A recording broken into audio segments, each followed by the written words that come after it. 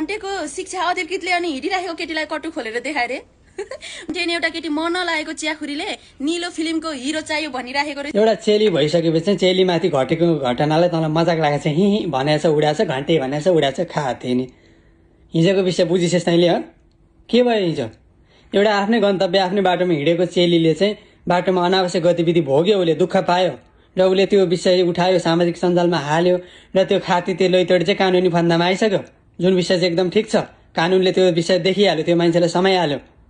यो विषयलाई ठिक भयो है, हाम्रो चेलीमाथि घटेको घटना चाहिँ एकदम कानुनले देखिहाल्यो, समाइहाल्यो भन्ने खालको विषयलाई सही भयो भन्ने सिक्या खाथे नि। सबै चिजमा घन्टे भनेछ उडाछ, हावामा खाथे नि। अनि तँलाई बिली फिल्म भन्ने त्यति चासो लागेछ है तँलाई? यो विषय पहिला कसले उठाएको थाहा छ? कसले बोलेको यो थाहा छ? तैँ लैतडीको त्यो दाई भनाउँदौ कि को भनाउँदो, त्यो सोनामेले उठाएको विषय हो, त्यसले बोले आयो।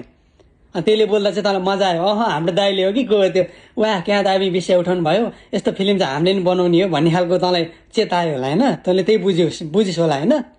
खा त्यहाँदेखि एउटा चेत नभएकी कुनै नैतिकता छैन तँमा, कुनै नैतिकता छैन भने हो। खालि हावामा उडाएको छ, जे विषयमा घन्टे भनेछ यो पनि घन्टे भनेछ, खा त्यहाँदेखि।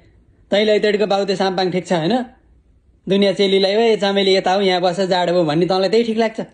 खा त्यहाँदेखि। अनि सोनामेले दुनियाँलाई मुख छाड्दा, अनावश्यक बोल्दा, दुनियाँ चेलीको फोटो एआईबाट बनाए यतिकै सामाजिक सञ्जालमा हाल्दा चाहिँ तँलाई त्यो पनि मजा आउँछ? खा त्यहाँदेखि। एउटा चेलीबेटी भइसकेपछि चेलीबेटीको पीडा पनि बुझ्न खोज क्या? खा त्यहाँदेखि। सबै चिज हावामा उडाछ भनेछ उडाछ, खा त्यहाँदेखि। बुझ?